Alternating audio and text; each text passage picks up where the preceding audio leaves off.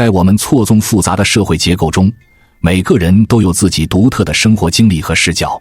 今天，我想和大家分享一个引人深思的话题：不同社会阶层之间的认知差异。这不仅关乎我们如何看待世界，还关乎我们如何理解和沟通。无论你身处社会的哪个层面，这个话题都可能触动你的心弦，因为它关系到我们每个人如何在多元化的社会中找到共鸣和理解。在每个社会阶层中，人们对上层阶级的理解往往有限，而上层阶级却能较容易地洞察下层阶级的生活。这种差异不仅体现在认知上，还反映在对规则的运用上。高阶层倾向于利用规则为其所用，而非仅仅遵循它们。他们更擅长创造和掌握资源，特别是那些稀有的资源。一个人的思维方式直接影响其生活质量。例如，一个孩子疑惑地问父亲，为什么老是辛苦工作却收入有限，而你似乎更轻松却赚得多？这公平吗？这不仅是个关于收入不平等的问题，也是对社会阶层认知差异的直观体现。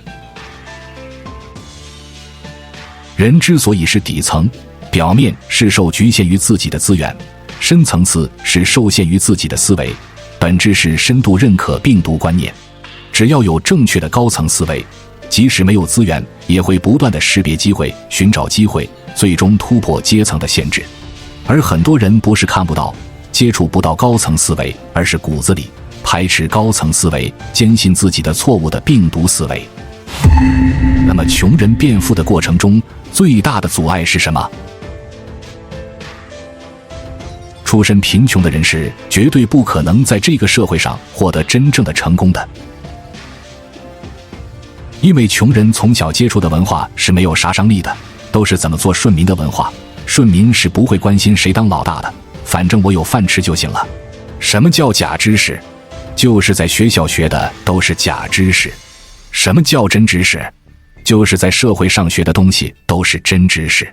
假知识除了考试没有屁用，真知识永远不会考，而且课本上也不会出现，但是你在社会上走的每一步都需要用到。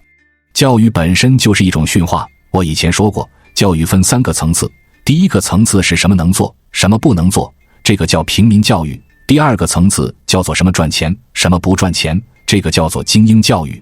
第3个层次是什么能抢，什么不能抢，这个叫做贵族教育。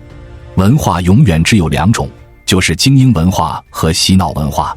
所谓的精英文化永远都不会在民间上流社会与我们草根阶层的书内阅读的，大家都是不一样的。精英文化永远是面向精英，真正的洗脑文化永远是在民间。掌握了精英文化就会成为精英，掌握了草根文化就只能成为草根。只是草根文化永远都是一小撮的精英杜撰出来的，在我们看不到的角落，永远有一群比我们更聪明的人控制着我们。控制我们的工具不是刀枪剑棍，是文化，是制度，是习俗，是习惯。有些人呢，看透了他们的局，然后跳出来了，就成了社会的精英。有些人入局太深，然后就活成了雷锋。一小撮精英呢，就会鼓励雷锋再接再厉，影响更多的人。同样的，世界上有3套学问，第一套学问被帝王将相掌握，第2套学问被社会精英掌握，第3套学问被普通大众掌握。第一套教你如何做牧羊人，第2套教人如何做牧羊犬，第3套教你如何做小绵羊。与此对应的知识也分为3个等级。第1等是天机，天机不可泄露，不能流落到民间，比如帝王术。第2等是真传，传内不传外，在少数人中流传，需要深度学习才能吸收。第3等是鸡汤，大家信手拈来，比如快手短视频里的内容让人激动。也因此，世界上有3套逻辑。第1套是隐性的，针对极少数谋局者，帮他们更好地管理好世界。第2套是中性的，针对有匠心的人，让他们成为一个有价值的人。第3套是显性的，针对普罗大众，教他们老老实实地做一颗韭菜。真理永远掌握在少数人手中。这句话翻译过来就是，绝大部分人都是笨蛋，不可能掌握真理，也因此一生都是被别人收割。世界上99%的人就是整天都在想不劳而获，就是喜欢短平快的刺激，就是不爱思考，就是肤浅。而商业的本质就是用这些人性的弱点赚钱。当然，这里有一个重要的前提，那就是你自己必须先克服这些人性的弱点，成为那1%的人，唯有这样才能在人性中穿梭自如，诱人深入，将那99%的普通人一网打尽，整个过程轻松洒脱，没有一丝执念。所以赚钱也是一种修行，是为了去除人性弱点的过程，是为了让自己心性越来越成熟圆满的过程，否则你自己也会跟着沉沦进去。在商业领域，真正的道德其实很简单，就是去理解和满足人们的需求。看起来很多人都有他们的不完美之处，可能情感上需要更多的关怀，或者在理性上有所欠缺。作为一个商人，如果你能够洞察这些需求，并提供相应的解决方案，不仅能帮助人们，还能维护社会的和谐。这不仅是商业的智慧，也是对社会负责的体现。记住，满足人性的需求本身就是一种高尚的道德行为。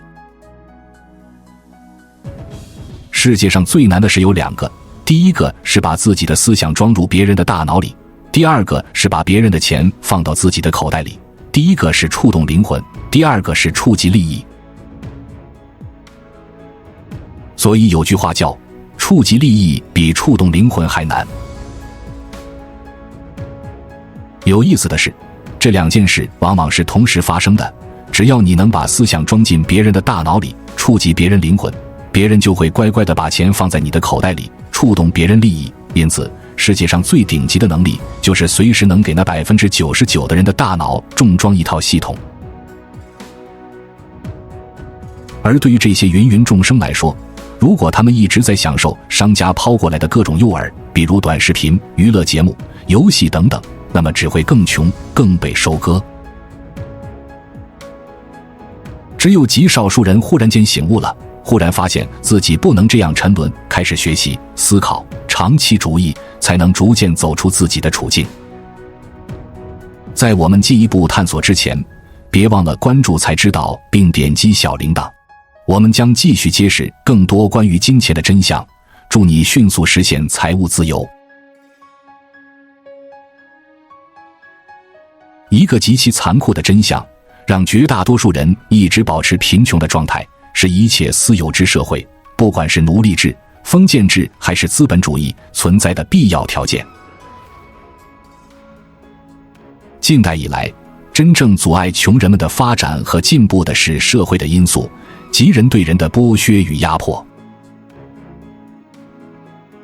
高教会新教牧师唐森说过一句话，他十分露骨地颂扬了贫困是财富的必要条件，用法律来强制劳动会引起过多的麻烦、暴力和叫嚣，而饥饿不仅是和平的、无声的和持续不断的压力，而且是刺激勤勉和劳动的最自然的动力，会唤起最大的干劲。在1844年经济学哲学手稿中，马克思深刻地探讨了劳动和资本之间的关系。他指出，劳动为资本家创造了财富和奇迹，却让工人陷入了贫困。劳动者虽建造了豪宅，但给工人留下了简陋的住所。他创造了美丽，却让工人的生活变得扭曲。机械化的劳动取代了手工劳动，这不仅使一部分工人回归粗重的劳动，还使另一部分工人变得像机器一样。劳动创造了智慧，但却使工人变得愚昧和痴呆。马克思通过这一观点批判了资本主义下劳动的异化现象。如何让人甘于劳动？告诉他们穷是因为不勤奋导致的。为什么生产力如此发达的今天，世界上依然存在大量的贫困人口？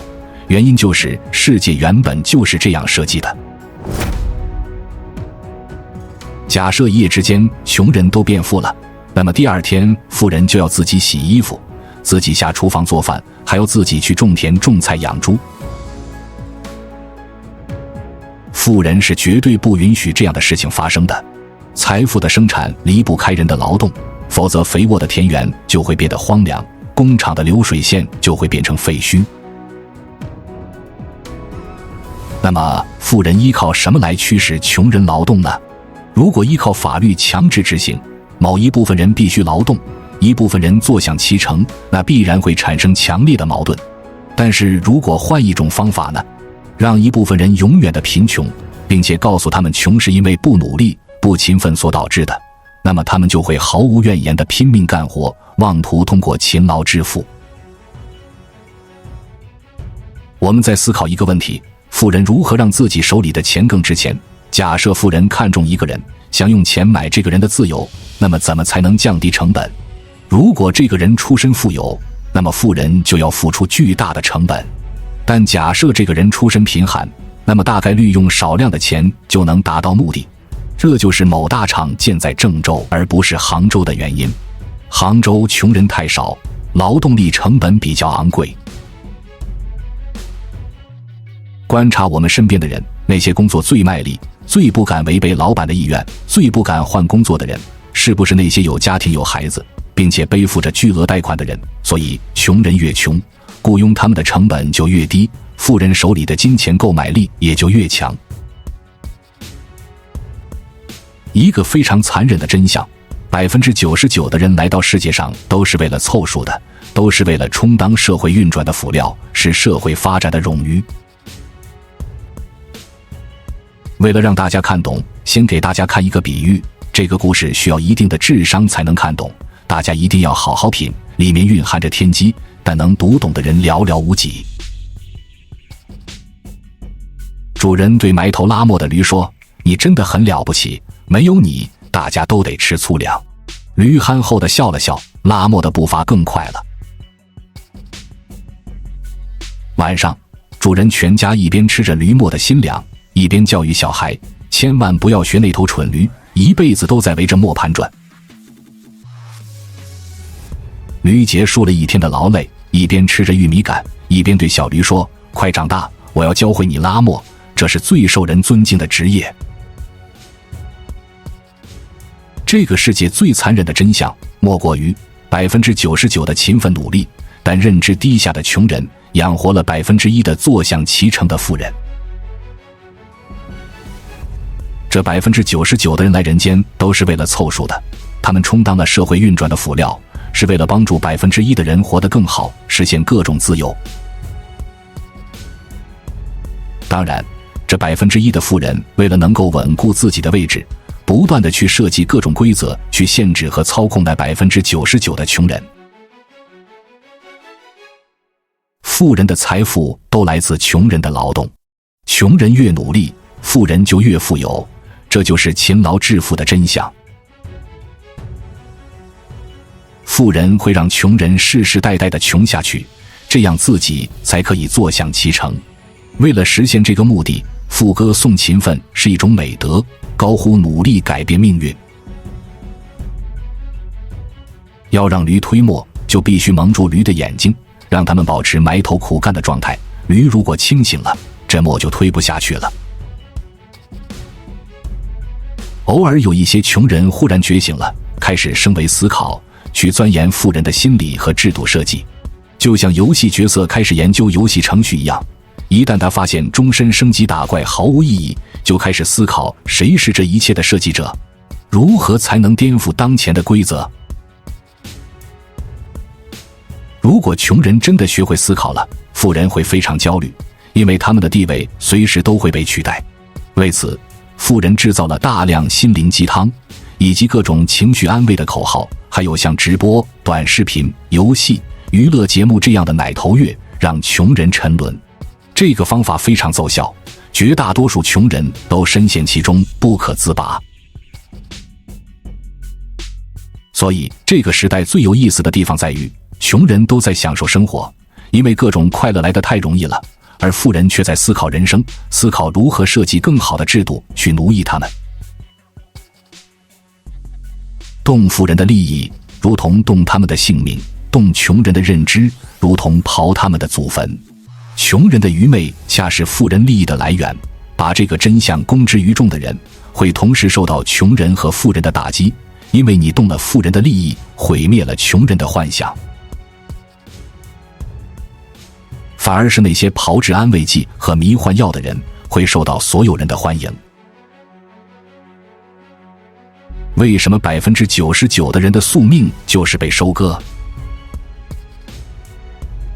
因为世界上99%的人都是迷途的羔羊，他们都生活在假象里，永远看不到世界的真相。因为真相往往复杂又残忍，一个人没有足够的勇气和智慧，宁可逃避真相，也不敢去面对它。于是这些人宁可沉溺在幻想里，沉溺在一时的痛快里，乐此不疲。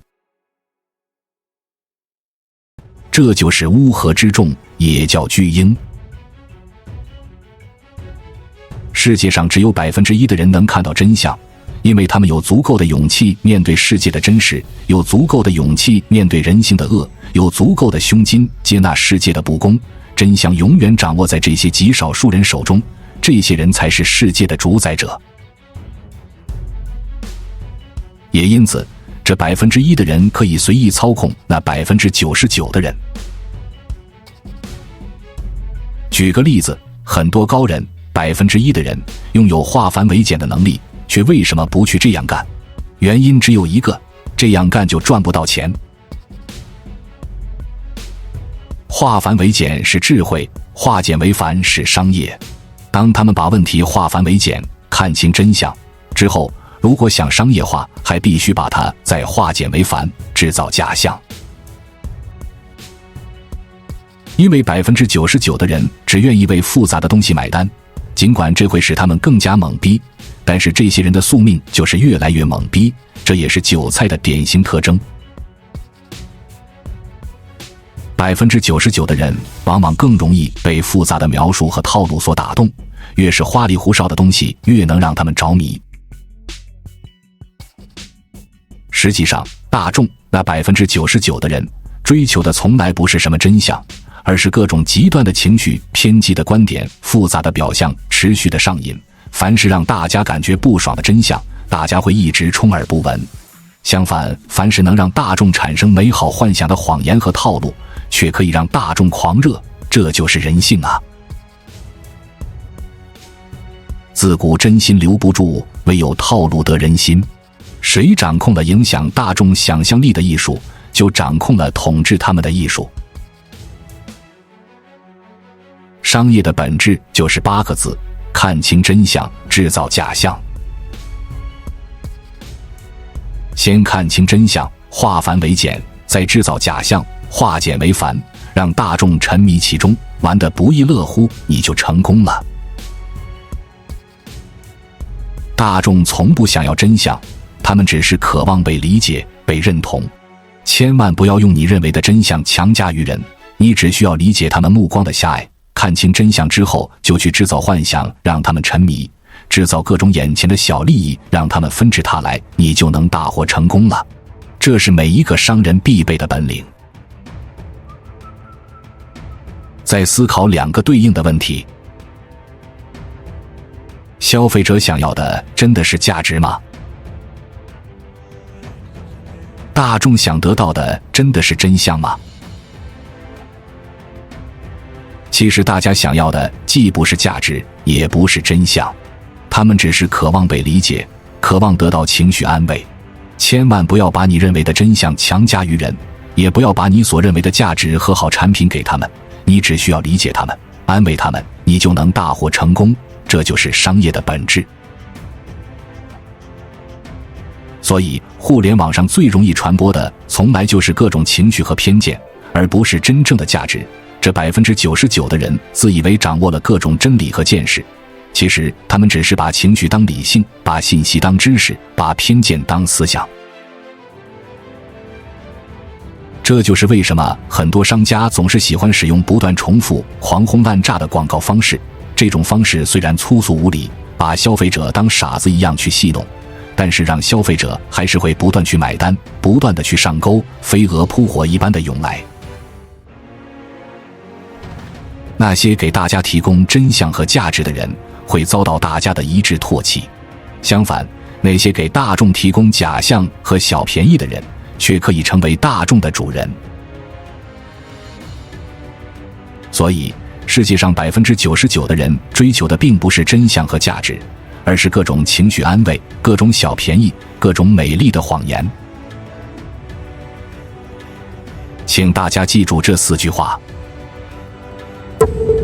1. 人们最想表达的永远不是内容本身，而是渴望被理解的心情。2. 人们最想得到的永远不是真正的价值，而是情感安慰。3. 人们最想看到的永远不是真理或真相，而是各种希望。4. 人们最容易被说服的永远不是道理，而是利益。以上这4句话就是商业的秘诀，也是社会的真相和本质。对于那1%的人来说，他们最大的挑战就是如何给残酷的真相穿上一层糖衣，让那99%的巨婴吞下这片甜甜的药，然后帮助他们成长。政治家看透了真相，用制度管理人；企业家看透了真相，用商品去满足人；文艺家看透了真相，用作品去陶冶人；佛家看透了真相，用智慧去点化人。对这些巨婴最大的负责，就是让他们吞下这颗良药，哪怕囫囵吞枣一样，也有利于他们成长，而不是一味地给他们讲道理，告诉他们真相，因为他们的认知水平就接受不了真相和道理的。比如有句话是这样说的：千万不要去欺骗一个女孩子，除非你能欺骗她一辈子，就是这个意思。值得一提的是，真相可以被看透，但不能被说透。所谓天机不可泄露，真相一旦说出来，就会干扰正常的社会秩序。这些99%的人根本没有必要知道那么多真相，拧成一股绳，埋头干活就行了。他们如果知道的太多，看到的太多，想的太多，反而会消散社会的合力。更何况，即便真相呈现在他们眼前，他们也不愿相信和接受，他们需要在假象里沉溺，他们的宿命就是在痛苦中轮回，就是被一轮又一轮的割韭菜。未来人和人最大的差别不再是阶层的差别，而是不同物种的差别。那1%的人将进化成为剩下99%的人的上帝。资本大鳄索罗斯说，世界经济史是一部基于假象和谎言的连续剧。要获得财富，做法就是在进入之前先看出其中的假象，投入其中，然后在假象被公众认知之前退出游戏。一个人改变命运的关键，在于敢于直面并揭示这个世界的真相，而这正需要我们培养出巨大的勇气和智慧。古人早已告诉我们，事物的表象和本质往往是相反的。在《孙子兵法》中，我们学到了虚则实之，实则虚之的智慧，这是对我们认知世界方式的一种挑战，提醒我们表象之下往往隐藏着真实。在《金刚经》中，我们被告诫凡所有相，皆是虚妄。这句话鼓励我们透过表象看本质，通过深刻的领悟达到真正的明慧。然而，识破表象背后的真相并非易事，只有那些敢于探索、勇于质疑、不断自我提升的人，才能逐步揭开这层迷雾。这种勇气和智慧不是一蹴而就的，而是需要不断的实践、学习和思考。教父中的经典台词提醒我们，对事物本质的快速洞察与对其长期的无知，决定了人与人之间命运的巨大差异。这种洞察能力是人生取得成功的关键。因此，我们每个人都应该努力提升自己的认知水平，学会在纷繁复杂的世界中识别并追求那些真正重要的东西。这不仅能帮助我们避免被误导，还能引领我们走向更加丰富和有意义的人生。通过不断的学习和实践，我们可以提高自己的认知能力，看清真相，成为掌握自己命运的主人。在这个过程中，我们将更加深刻地理解世界，更好地理解自己，从而在生活中取得真正的成功和满足。这是一场心灵的长征，每一步都充满挑战，但也充满了成长和转变的可能性。最终，通过对真相的深刻洞察和理解，我们不仅能够改变自己的命运，还能够为周围的人带来正面的影响。这是一种内在的力量，一种能够穿透表象、触及事物核心的力量，而这种力量正是我们每个人改变命运的关键。在探索真相、洞察世界的旅程中，每一步都充满挑战和成长。愿我们在这个过程中，不仅能够理解和改变自己的命运，还能够为周围的世界带来正面的影响。让我们坚持不懈，勇敢面对未知，不断提升自己，成为更加智慧和有力量的人。愿你我都能在这条旅程上找到内心的平静和真正的满足。祝愿我们都能在追求真理的道路上取得成功，实现自我超越。愿你我都能成为自己命运的主宰，拥有一个充满智慧和勇气的美好未来。关注我，我是才知道，带你解锁更多金钱的真相。